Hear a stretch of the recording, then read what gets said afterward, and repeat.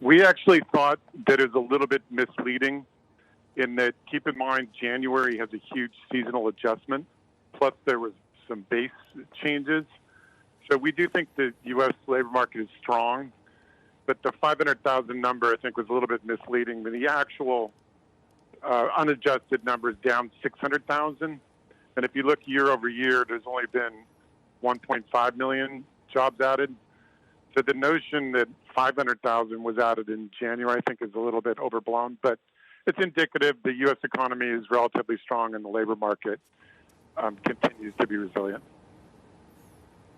Does this number imply, Jay, that a recession can be avoided? You know, we've had that view for over a year. And the real dynamic, because it's, of course, a great question, in that every time the Fed has inverted the yield curve, we've had a recession.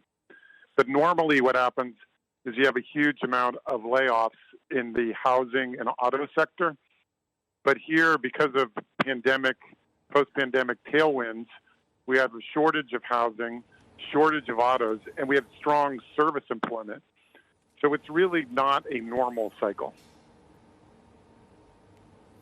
So just on the jobs market, resiliency now, but when you look at the layoffs in the tech sector that the earnings season is telling us, is that going to widen and get worse and spread to other key sectors of the economy?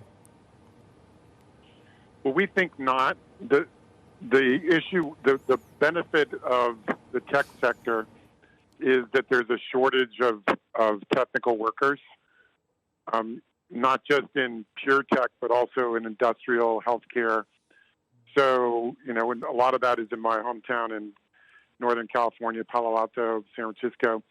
And there are startups there. That's a very resilient job market. What you don't want to see is mass layoffs among lower skilled workers, you know, in less robust job markets like Detroit or the Midwest. Then you have long-term unemployment, less consumer spending, and a downward spiral like you would have in a normal recession.